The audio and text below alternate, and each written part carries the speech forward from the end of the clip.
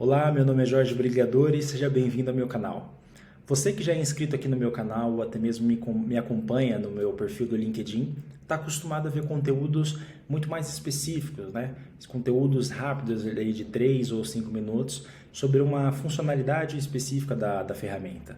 Mas conversando com a comunidade, até mesmo com os desenvolvedores das empresas que eu dou consultoria, eu identifico que muita gente ainda tem dúvidas em pontos iniciais da ferramenta, né? E no vídeo de hoje eu vou explicar, vou fazer uma introdução ali sobre o desenvolvimento de BPMs, de processos. Então, é um assunto muito complexo, muito extenso, que não dá para a gente falar num vídeo, mas hoje vamos fazer uma introdução, vamos ver os pontos simples, os pontos iniciais ali, o que a gente precisa para poder começar a desenvolver um processo, né? Sem integrações com sistemas, sem atividades e serviços. Vamos ver o básico, ok? Como a maioria de vocês já devem saber, para a gente criar um BPM, né, um processo, a gente precisa acessar a pasta Workflow do nosso projeto, com o botão direito, Novo, Diagrama Fluig. A gente precisa dar um nome para esse nosso diagrama.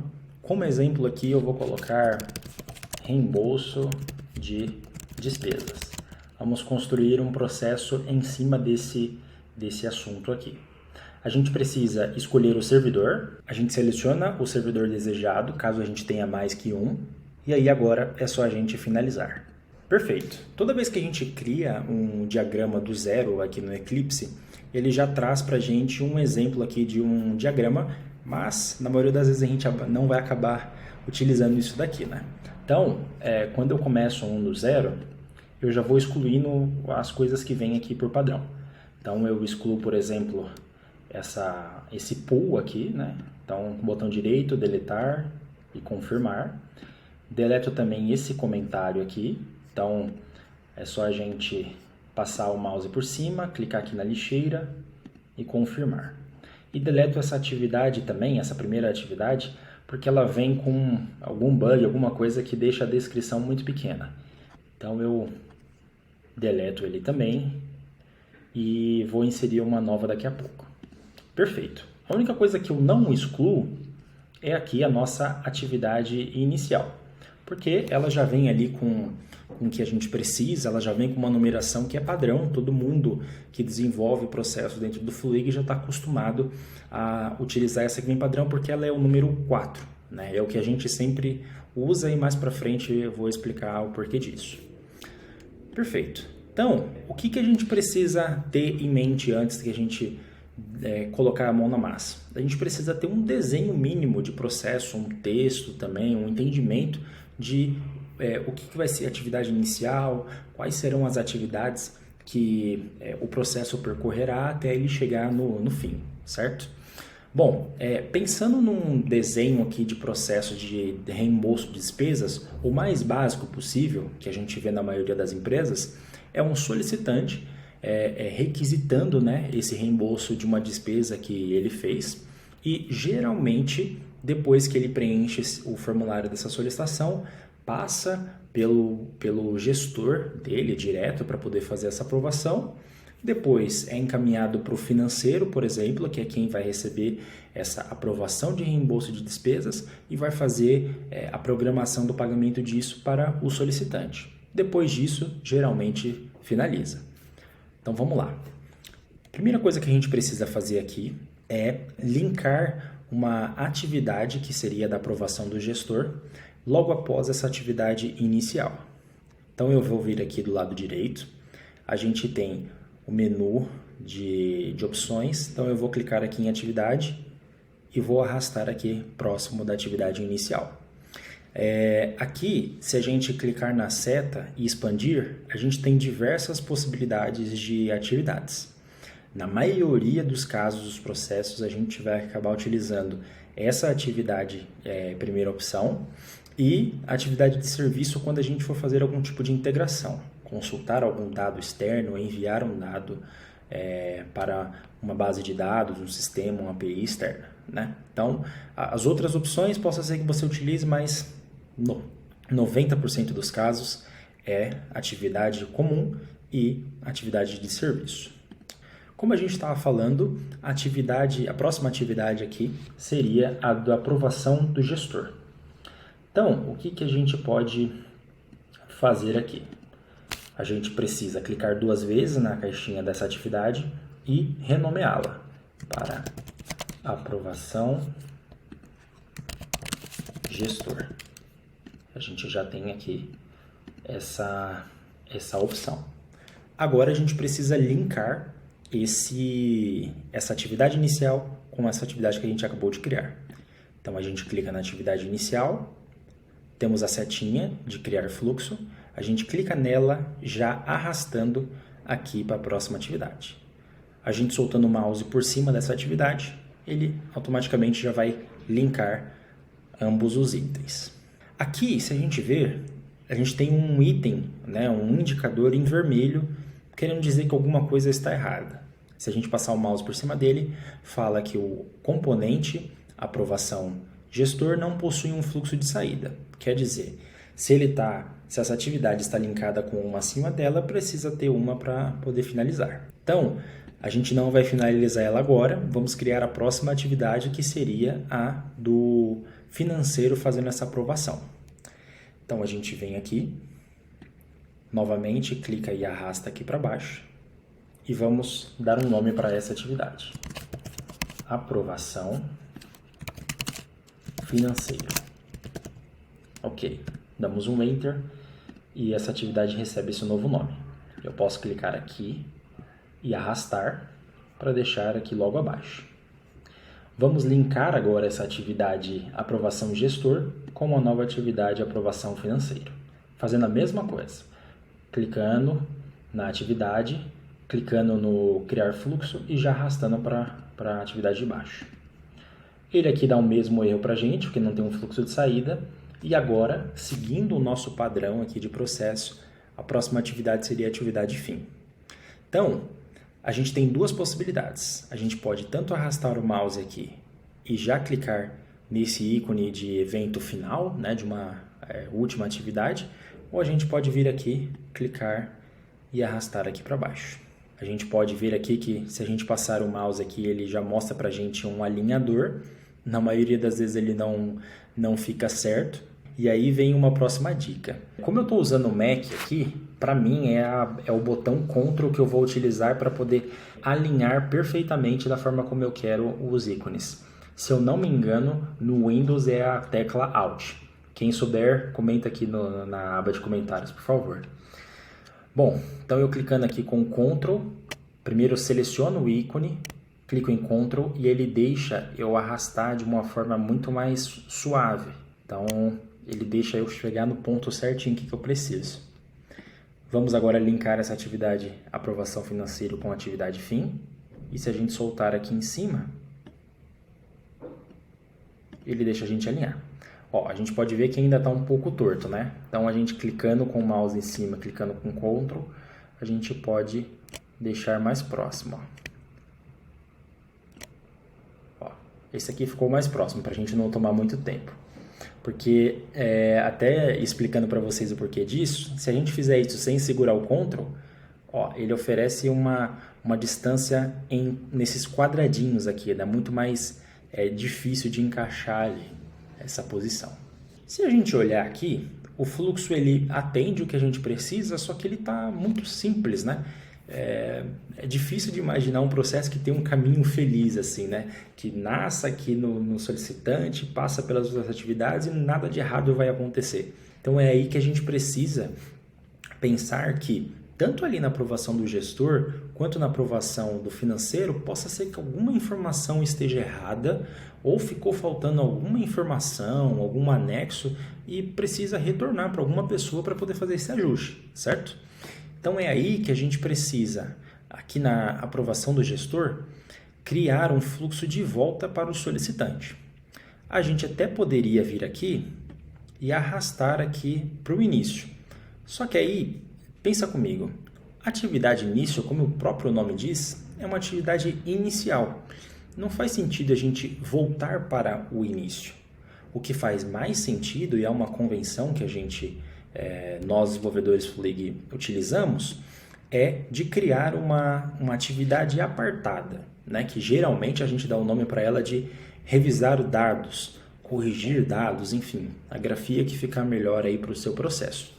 Então, antes até da gente adicionar essa atividade, a gente já precisa começar aqui a organizar as atividades em raias, para que a gente entenda a que área, por exemplo, aquela atividade pertence. Então, vamos fazer isso antes. Se a gente vier aqui do lado direito, a gente tem aqui um item chamado Swim Lane.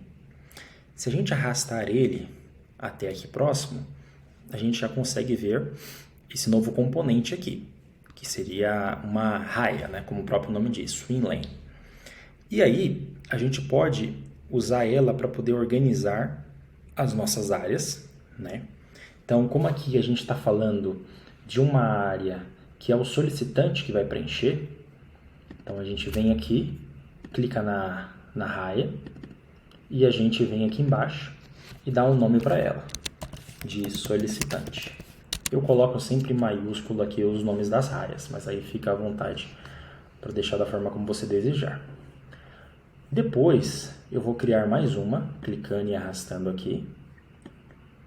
Dessa vez agora, a gente vai colocar o nome de gestor do solicitante. Se não couber, a gente pode clicar e arrastar aqui para cima. E aumentar o tamanho da raia, arrastando aqui nos pontos das extremidades. E por último, a gente tem aqui que criar uma raia para o financeiro. Então vamos arrastar aqui e vamos chamar de financeiro. Até aproveitando, pessoal, essas raias, elas não são obrigatórias para que a gente possa subir um processo para o servidor. A gente pode criar aqui sem raias, sem outros ícones aqui. O que é mais importante são esses ícones de atividade, de início e fim. Só que, dependendo do caso, se a pessoa tiver com uma dúvida de que aonde que esse processo está parado e quais são as outras atividades até o processo finalizar, isso daqui ajuda ele a entender de forma bem rápida, bater o olho e saber aonde está parado e quem são os responsáveis. Então é uma forma de deixar organizado esse processo. Agora eu vou só arrastar aqui pela extremidade para que a gente possa deixar a atividade final dentro da mesma raia, porque entende-se de que o processo finaliza nessa mesma área aqui, financeiro. Bom, agora voltando para aquilo que a gente estava falando minutos atrás, nós precisamos criar uma atividade de revisar dados. E aí, como está saindo aqui do gestor, e quem solicitou foi o solicitante, né? Foi uma pessoa que está abaixo desse gestor, essa nova atividade de revisar dados ela tem que estar dentro da raia do solicitante. Então vamos pegar aqui, clicar e arrastar uma nova atividade, vamos deixar ela dentro aqui da raia do solicitante e vamos chamá-la de revisar dados.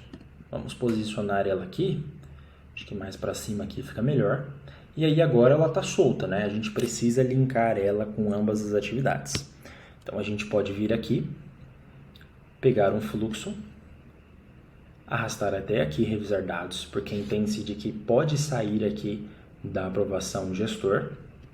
A gente pode pegar esses pontos que estão no meio ou em várias partes desse fluxo e arrastar para que a gente possa posicioná-los da melhor forma. E até para ficar mais visível para as pessoas que visualizam esse fluxo, né, esse diagrama. Depois, como está saindo aqui da aprovação gestor e indo para revisar dados, quando cair aqui em revisar dados e a pessoa fazer os ajustes necessários, essa atividade precisa movimentar o fluxo para frente. Então a gente vem aqui, mouse em cima da revisar dados novamente, clica aqui no fluxo. E aí a gente, lembrando, a gente não vai devolver para o início. Aí aqui a gente já devolve para gestor, porque fizemos ajuste, voltamos para o gestor validar. Aqui a gente poderia até arrastar essa atividade inicial lá para o topo, para a gente abrir caminho para que as setas aqui venham de uma forma muito mais organizada, né? Eu tendo a fazer isso. Quando a gente tem duas setas que levam para o mesmo caminho, eu tendo a deixar elas umas acima das outras, para que a pessoa bata o olho, ó. Então, saiu aqui de revisar dados, está indo para o mesmo caminho aqui do que se saísse da atividade início. Essa é uma forma da gente manter o fluxo organizado, bonitinho. Então, a gente já ligou aqui a atividade de revisar dados. E pensando aqui, o financeiro ele também poderia recusar essa solicitação, porque por mais que o gestor aprovou essa despesa, geralmente o gestor vai bater o olho e, se o solicitante está aqui me mandando um reembolso, por exemplo, de uma viagem a trabalho que ele fez, eu só vou bater o olho ali no valor e no tipo da despesa e vou aprovar, né? Só que o gestor, ele possa ser que ele não viu algo em que o financeiro analisa, né? Como, por exemplo, o tipo do documento, do comprovante que o solicitante mandou. Esse documento ele pode ter vindo com uma rasura ou não estava claro na foto que a pessoa tirou desse comprovante, né? Se foi uma digitalização de um documento que é físico, enfim, pode ter alguma coisa que o gestor não tem a capacidade ou pela correria ali no momento que ele fez a aprovação acabou não analisando. Então é interessante a gente também criar um caminho de aprovação financeira para o solicitante para que ele receba reprovações por os motivos que o financeiro informar. Então, vamos criar aqui uma atividade, um fluxo, na verdade, né, de aprovação financeiro para revisar dados. Vou posicionar aqui, novamente, respeitando aquele padrão da gente manter as linhas que vão para o mesmo local, umas acima das outras. Então, aqui a gente já tem um fluxo ali, né, que atende ali os principais requisitos. Bom, o interessante aqui agora... Interessante, né? Não. O que a gente precisa fazer aqui para deixar esse processo o mais completo possível é a gente entrar em cada uma das atividades e analisar quais são os recursos que essas atividades oferecem para nós. Então, se a gente entrar aqui, por exemplo, na primeira atividade, que é a atividade inicial, a gente tem aqui o nome dela, o código. Esse código, como vocês já devem saber, a gente utiliza para poder fazer manipulações no próprio processo ou em manipulações no formulário, né? Como, por exemplo, se a gente estiver na atividade início, não exiba esses campos. Se a gente estiver na atividade de aprovação de gestores, exiba esses e esconda outros, por exemplo, né? A gente utiliza isso para poder manipular. A gente tem um campo de instruções aqui, né? Isso é bem interessante. Nem todo desenvolvedor tem o costume, né? Mas é sempre bom a gente colocar as instruções aqui, porque o usuário pode acessar lá quando ele estiver na solicitação, vai ter a aba de informações e aí vai aparecer para ele essas instruções. Então a gente poderia aqui, por exemplo, informar que atividade para que o solicitante preencha os campos do formulário com as devidas informações das despesas a serem reembolsadas. Perfeito. O solicitante bateu o olho aqui, ele já sabe o que ele tem que fazer. Depois a gente tem aqui um campo chamado expediente. Esse campo ele traz alguns registros que são cadastrados lá no painel de controle e expediente. Por quê? Dependendo da atividade, né? Na verdade, em cada atividade é possível a gente pedir para que essa atividade respeite um expediente em específico. Por quê? Vamos pensar da seguinte forma. Vamos imaginar que os gestores eles possuem uma carga, um horário de trabalho diferente das outras áreas. Vamos imaginar aqui que o gestor ele trabalha, por exemplo, das 7 ao meio-dia, certo?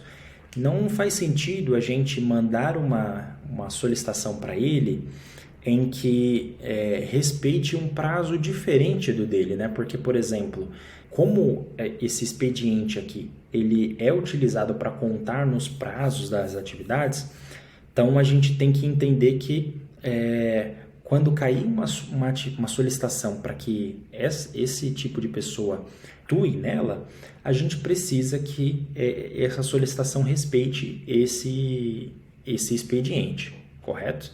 Então, faz muito sentido a gente inserir aqui os expedientes corretos. Então, para gestor aqui, né, se a gente quisesse, a gente poderia inserir um administrativo, um de operações, né, para essa empresa aqui em específico.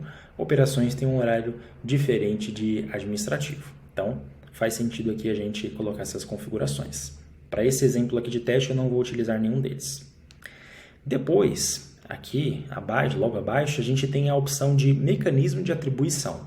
Esse daqui é essencial porque vai editar quem serão as pessoas ou áreas, grupos, enfim, que serão responsáveis por tomar alguma decisão dentro dessa atividade.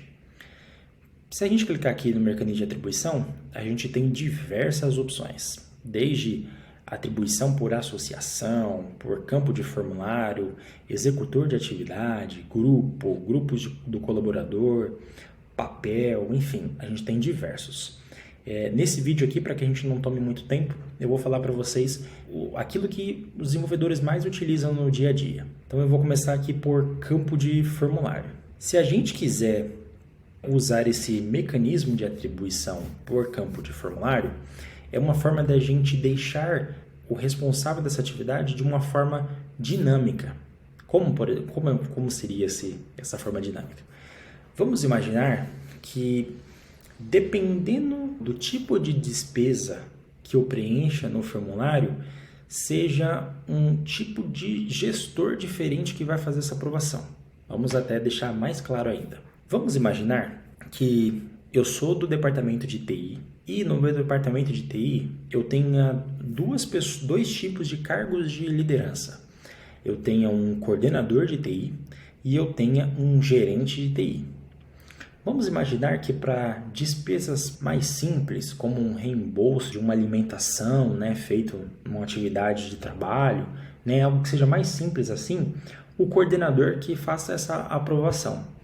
Então, seria interessante a gente ter aqui um cadastro de grupos ali, por exemplo, onde a gente tem esse cadastro aqui de grupos de aprovação de alimentação, por exemplo, e que seja para o coordenador, por exemplo. A gente faz essa amarração ali via formulário, mas para frente eu vou criar um vídeo explicando essa questão de como que a gente faz os tipos ali, os tipos de mecanismo de atribuição, para que isso fique mais claro, certo? Mas estou explicando aqui um pouco do conceito de cada um deles, depois a gente vai ter os conteúdos de forma mais densa sobre cada um deles, ok? Então, uma aplicação para o mecanismo de atribuição por campo de formulário seria isso. Porque aí, ao invés da gente deixar aqui chumbado na atividade que a gente vai mandar para um grupo, e aí a gente tem que selecionar somente um grupo específico, isso fica muito travado, né? Porque aí a gente tem que inserir várias pessoas que são de responsabilidades diferentes dentro do mesmo grupo. E aí todas elas são notificadas e isso acaba ficando uma bagunça. Então, o interessante para esses casos aqui de campo de formulário seria isso. E aí, eu falei de grupo, mas a gente poderia ter também um papel aqui, né, nesse mecanismo por campo de formulário. Porque como ele é dinâmico, o que vai acontecer? Quando a gente selecionar aqui por campo de formulário, ele vai perguntar para a gente qual que é o formulário, qual que é o campo do formulário que a gente quer inserir. E ele até acabou dando um erro aqui para a gente, porque a gente ainda não criou um formulário, então ele não vai conseguir linkar, né, esse campo de formulário. Mas, explicando para vocês, a gente poderia, nesse campo de formulário, via JavaScript, a gente poderia inserir um grupo para que seja o responsável por essa atividade, ou a gente poderia inserir um papel, ou a gente poderia inserir até a matrícula de um usuário específico. Então, a gente estava falando ali dos tipos de despesas serem para grupos específicos, a gente poderia deixar por usuário mesmo específico, né? Se fosse o caso dessa atividade. Então, De forma resumida, atribuição por campo de formulário é uma forma de deixar essa atribuição dinâmica. Se vocês tiverem dúvidas a respeito disso, deixem uns comentários aqui abaixo. Depois, a gente tem aqui o atribuição por executor de atividade. Esse daqui vai ser interessante a gente deixar definido não nessa atividade da aprovação do gestor, mas aqui na atividade revisar dados. Vocês vão entender. Vamos voltar aqui no mecanismo de atribuição e eu vou escolher por executor de atividade. Quando a gente escolhe essa opção, a gente tem que vir aqui em configurar e aí ele vai perguntar para a gente, já que é por executor de atividade, qual que é a atividade que será executada que você quer que eu pegue o responsável por ela e torne o mesmo responsável por essa atividade de revisar dados. Aí a gente vai escolher aqui a atividade início, porque aí como que vai acontecer? A pessoa, o solicitante, ele vai criar uma solicitação e ele, como é a pessoa que participou dessa atividade início, vai ficar registrado. Por exemplo, o Jorge iniciou uma solicitação e na atividade início ele era o responsável. Vai descer aqui para aprovação gestor e aí, se o gestor reprovar essa atividade, automaticamente vai cair para revisar dados. Quando cair em revisar dados, por trás dos panos, o que vai acontecer? Olha, eu preciso saber quem que é o responsável por essa atividade. Foi definido que o responsável por essa atividade é a mesma pessoa que foi responsável pela atividade início. Perfeito. Vou pegar a matrícula dessa pessoa e vou colocar como responsável dessa atividade de revisar dados. Então, é um trabalho a menos que você tem ali de lógica para poder definir quem que é o responsável por essa atividade. Lembrando que isso deve ser utilizado quando você vai ter a mesma pessoa participando como responsável dessa atividade. E antes da gente finalizar essa parte de executor de atividade, a gente tem uma opção, algumas opções até. Eu quero que o responsável por essa atividade aqui seja o mesmo que executou a atividade início, só que eu posso tanto escolher aquele que executou pela primeira vez, porque a gente pode ter vários responsáveis por uma mesma atividade, né? Aí já não entra o caso da atividade início, porque início é somente uma pessoa que vai executar.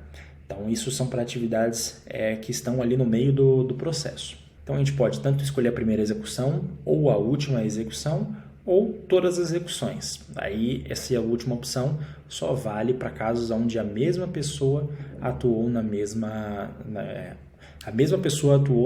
atividade por diversas vezes, certo? Por padrão, a gente já deixa nessa opção última execução. E a gente dá um OK. Voltando aqui para aprovação gestor, a gente tem outras opções aqui, que seria por grupo ou por papel. Essa opção aqui de por grupo e por papel, a gente geralmente utiliza quando a gente quer ativar a opção de atividades em consenso. Eu não vou falar sobre essa parte de atividades em consenso, porque eu já tenho um vídeo específico sobre esse tipo de mecanismo de atribuição. Eu vou deixar o link aqui na descrição para que vocês possam assistir e entender um pouco mais sobre esse mecanismo. Então, como esse por grupo e por papel a gente só utiliza na maioria das vezes nesses casos, eu vou mover aqui, vou falar já de para um grupo e para um papel. Aí eu vou explicar a diferença para vocês. Quando a gente escolhe uma atribuição para um grupo ou para um papel, quer dizer que a atividade deve buscar um responsável nesse grupo e nesse papel em específico que eu escolher. Ele não vai abrir para você quais são as opções de responsáveis de integrantes dentro daquele grupo ou daquele papel. Não, ele vai mandar para aquele grupo ou para aquele papel, todas as pessoas que estão dentro desse grupo e desse papel serão notificadas. E aí, qual que vai ser a diferença? Quando essas pessoas são notificadas, elas podem visualizar na central de tarefas de cada um deles, podem visualizar que tem uma solicitação parada para eles, e aí a pessoa que visualizar e que tiver a disponibilidade, ela vai assumir essa atividade, e aí todos daquele grupo deixam de visualizar. Porque esse é um conceito da central de tarefas, né? Na central de tarefas você visualiza somente aquilo que está esperando com que você assuma a responsabilidade ou aquilo que está diretamente sob sua responsabilidade. Então, quando você escolhe uma dessas duas opções, você vai ter que referenciar qual que é o grupo que você quer que seja o responsável, e aí todas as pessoas são notificadas. Então, só para dar um resumo aqui, se a gente clicar em atribuição para um grupo, configurar, a gente pode visualizar todos os grupos que a gente tem aqui cadastrados. Uma dica importante aqui é que não só aqui nessa parte de grupos, mas também de papéis ou algumas outras listas suspensas aqui do Eclipse, né? Mais especificamente para o Fluig, o que acontece? Quando a gente vai acessar essa lista suspensa, a gente não está consultando diretamente lá do servidor. A gente está consultando um cache que a gente tem aqui dentro do Eclipse, né? Um cache local. Se, por exemplo, segundos antes aqui, né? Até minutos antes de eu ter clicado nesse menu, uma pessoa criou para mim um grupo lá na plataforma e eu quero usar esse grupo para colocar como mecanismo de atribuição nessa atividade, a gente não vai conseguir visualizar ele aqui, né? Se a gente buscar, não vai aparecer, porque, de novo, a gente está consultando um cache local. Então, sempre que você tiver esse tipo de problema, se você fechar aqui e clicar aqui fora, né, na parte em branco do seu diagrama, você vai poder visualizar aqui, vai abrir uma aba mais genérica desse processo, e aí, logo aqui no canto direito, a gente tem um botão de recarregar, que ele até dá dica aqui pra gente, recarrega informações provindas do servidor escolhido.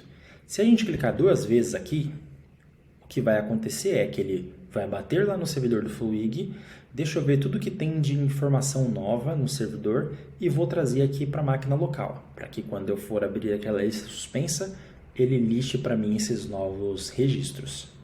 Perfeito, falamos aqui de atribuição para um grupo e para um papel. Por último, a gente tem atribuição por usuário, que como o próprio nome diz quando a gente selecionar essa opção e vir aqui em configurar, será listado todos os usuários novamente que estão aqui no cache local, e aí a gente vai poder definir que sempre que cair nessa atividade desse processo, o responsável será um usuário específico. Aí já vou passar mais uma dica para vocês. Não é comum que atividades fiquem com o mecanismo de atribuição por usuário. Vou falar para vocês o porquê que isso não é comum. Porque quando a gente define por usuário, ele não tem uma flexibilidade tão grande para que a gente transfira essa atividade para uma outra pessoa. Por que acontece isso? Porque diferente do mecanismo de atribuição para um grupo e para um papel, quando eu já tenho uma atividade sob minha responsabilidade, e eu sou um participante desse grupo ou desse papel, é muito fácil. É só eu clicar em transferir na solicitação, que rapidamente essa solicitação volta para o grupo ou para o papel, para o pool, né, de uma dessas duas opções, e aí qualquer outro integrante pode ir lá e assumir essa tarefa para dar continuidade. Quando é por usuário, o que tem que acontecer? A gente tem que pedir para que uma pessoa que tenha permissão de acessar o painel de controle da ferramenta, selecione essa opção no painel de controle e vá em substitutos para que essa pessoa cadastre um substituto, uma pessoa que vai me substituir, para que essa pessoa possa visualizar a minha central de tarefas, acessar essa solicitação e aí, de fato, tomar uma decisão sobre aquela solicitação. Então, a gente tem um caminho muito mais burocrático para que uma pessoa tome uma decisão ali naquela atividade, porque por algum motivo eu não consigo mais executá-la. Então, quando você estiver desenvolvendo esse processo, ou até antes de colocar a mão no código aqui, ou de acessar o Eclipse, se você fizer esse tipo de levantamento com as áreas de negócios, usuários, entender que essa atividade pode ter uma frequência de troca de responsáveis, essa opção aqui de atribuição por usuário não é interessante. Mas, se for o caso de que de fato tem que ter uma pessoa nomeada ali sempre para aquela atividade, aí ok, fica tranquilo para poder utilizar essa opção. Bom, a gente falou aqui sobre o mecanismo de atribuição, lembrando que qualquer item que vocês tiverem dúvida aqui a respeito desse vídeo, vocês podem deixar os comentários aqui embaixo, que eu respondo cada um deles para que a gente não deixe ninguém com dúvidas a respeito de todo esse conteúdo aqui que a gente está fazendo hoje, ok? Depois, partindo ali para as duas últimas opções que a gente tem ali embaixo, que seria prazo de conclusão e de consenso, eu já tenho um vídeo para cada um deles, né? Então tem um vídeo falando sobre prazo de conclusão e sobre consenso. Vou deixar aqui também os links abaixo na descrição desse vídeo para que vocês possam acessar e visualizar esses vídeos e entender de forma mais densa como que a gente configura cada uma dessas opções. Outro ponto que eu não falei para vocês aqui seriam essas 3 outras opções aqui que a gente tem aqui embaixo. De assinatura digital, não vou falar sobre esse item porque eu nunca utilizei essa opção aqui, né? Não tenho propriedade para poder falar, mas se algum de vocês já utilizou, já tem processo rodando aí na sua empresa, deixa os comentários aqui falando um pouco mais sobre essa funcionalidade, o que vocês acham e quais foram os cases que vocês já trabalharam com ela, ok? Depois a gente tem a opção de confirmar senha. Então, como o próprio nome diz, quando cai nessa atividade aqui, abre-se uma janela para que o usuário confirme a senha dele antes que o processo seja movimentado, né? Essa é uma possibilidade aqui de você trazer uma segurança a mais na tomada de decisão de uma atividade específica. Vamos imaginar aqui que é uma atividade de um pagamento de uma conta, né? Um pagamento a um fornecedor, algo que seja bem crítico e você queira ter uma segunda opção, um segundo fator ali de segurança, né? Que além daquela pessoa com o usuário dela movimentou, também teve uma confirmação de senha. Então essa é uma opção importante para casos onde forem necessários. Depois a gente tem aqui a terceira opção, que seria inibe a opção transferir. Lembra que eu falei para vocês logo acima ali da opção de você, quando uma solicitação cai num pool de um grupo ou de um papel, alguém assume, mas depois ele pode ter a opção de transferir? Se você habilitar essa opção, ele inibe essa opção de transferir. Então, uma vez que você assume, vai ter que ficar com você até o fim. Você não vai poder transferir para nenhuma outra pessoa. Se você entender que o seu processo ou essa atividade em si exige esse tipo de comportamento, fica à vontade para poder utilizar essa funcionalidade. Bom, se a gente olhar aqui agora na aba do lado esquerdo, a gente tem diversas opções. Para que o vídeo não fique extenso, eu vou fazer um novo vídeo explicando cada uma delas, mas eu já posso adiantar aqui a opção de acompanhamento, que é algo mais simples. Dentro da aba de acompanhamento, a gente tem 2 opções. A gente tem a notifica responsável e a notifica requisitante. Isso daqui nada mais é que as notificações que o Fluig gera, tanto notificações push na aplicação, quando você está acessando pelo navegador, quanto as notificações ali, se você estiver logado no aplicativo, e notificações via e-mail. Então, se você quiser, para cada uma das atividades, você pode escolher se você vai notificar somente o responsável por aquela atividade em específico, ou se você também quer notificar o requisitante, que no caso é a primeira pessoa lá do processo. No caso dessa atividade aqui, início, a pessoa que executou aquilo se torna o requisitante. Bom, a gente falou ali das principais funcionalidades por atividade. Para que a gente possa finalizar agora, eu vou falar sobre as opções que a gente tem quando a gente clica aqui fora, no espaço branco do nosso diagrama. A primeira opção aqui seria o código do nosso processo.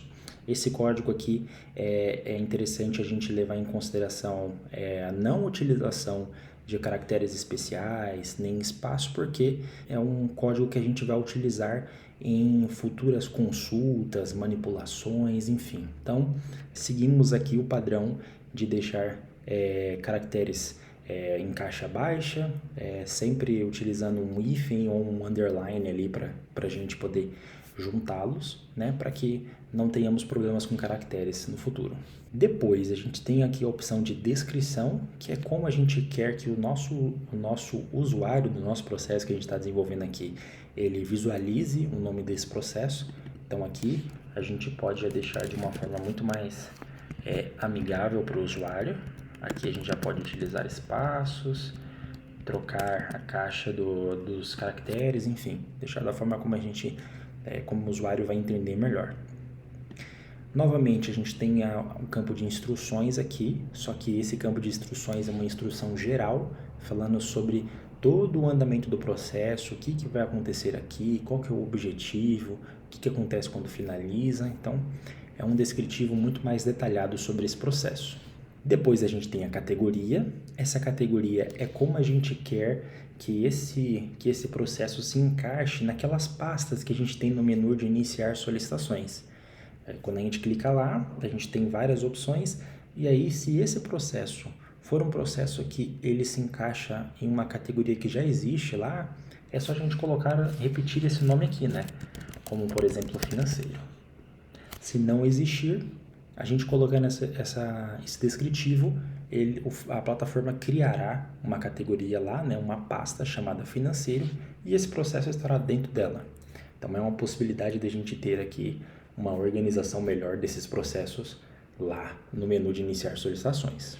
Depois, a gente tem a opção de complementos. Essa opção de complementos, se a gente clicar aqui em configurar, esse complementos nada mais é do que aquela aba chamada histórico, né? Porque antigamente a aba de histórico na solicitação se chamava complementos. Aqui no Eclipse ainda está com uma versão antiga, a nomenclatura antiga, né? E aí a gente tem algumas opções aqui, como por exemplo, dentro de configurações geral, a gente permite com que o solicitante, os responsáveis pelas atividades e o gestor incluam comentários na aba de complementos. Se quisermos, também podemos oferecer para que todos os participantes do processo e o gestor também informem dados, né, comentários ali na aba de complementos. A gente também tem a opção de notificar um responsável daquela atividade, notificar o requisitante, que é o solicitante, e também notificar o gestor quando alguém inserir um comentário ali na aba de complementos.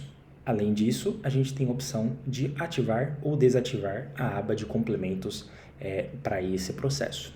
Logo abaixo a gente tem a aba aqui de gestor, que no caso seria o gestor do processo. O gestor de processo eu gosto de definir ele como o pai do processo. É a pessoa que tem total poder sobre esse processo. Ele pode inserir informações no processo, pode inserir comentários, ele pode movimentar solicitações em nome de outras pessoas. Claro, isso fica registrado na aba de complementos. O gestor do processo ele pode cancelar solicitações, enfim, ele é o pai do processo. Falando aqui do nosso exemplo, que é um processo de reembolsos, o pai desse processo poderia ser o financeiro, que é a palavra final ali do processo, que vai fazer esse pagamento, que vai gerir tudo isso. Essa pessoa poderia ser o pai desse processo, poderia ser o gestor do processo. E aí a gente tem algumas formas de determinar quem que é o gestor desse processo. Novamente, utilizando as mesmas opções que a gente tinha ali no mecanismo de atribuição. Utilizando as principais aqui, por grupo, por papel e por usuário. Então, a opção que a gente escolher aqui vai determinar quem será ou quem serão os gestores desse processo aqui. Novamente, a gente tem a possibilidade aqui de configurar um expediente. Aqui a gente já está tratando de um expediente para todo o processo. Então, o que a gente definir aqui como expediente será levado em consideração por todo o processo. E eu já havia falado para vocês, né? Primeiro a gente precisa cadastrar um expediente lá no painel de controle e depois os dados serão exibidos aqui para que você escolha o expediente que melhor se encaixa para esse processo. Por último, a gente tem opções aqui de prazo de expiração e prazo de aviso. Aí, novamente, recomendo vocês assistirem o meu vídeo que está aqui na descrição, o link, sobre prazos, para que vocês entendam melhor como que funciona essa funcionalidade nos processos. Bom, pessoal, esse foi um vídeo de introdução ao desenvolvimento de processos dentro do Fluig. Eu sei que pode ter sido um vídeo que não abordou alguns assuntos que vocês gostariam de ver nesse vídeo, mas, como o próprio nome diz, é uma introdução. É como que a gente pode ver os pontos iniciais ali sobre o desenvolvimento, né? E como que a gente pode tirar algumas dúvidas, ou para quem está iniciando, quais são os caminhos que eu devo tomar, quais são as funcionalidades, os campos ali que eu devo me preocupar para que o meu processo fique o mais adequado possível. E aí eu queria saber o que vocês acharam, né? Eu espero muito que vocês deixem os comentários aqui abaixo, deixe a sua curtida se você gostou e deixe sugestões para novos vídeos. Eu agradeço muito por você ter assistido esse vídeo e se você ainda não é inscrito no meu canal, clique aqui em inscreva-se e também acompanhe o meu perfil no LinkedIn, onde eu falo sobre alguns outros assuntos a respeito de tecnologia, de Fluig, enfim. Obrigado pela sua audiência, um forte abraço e até o próximo.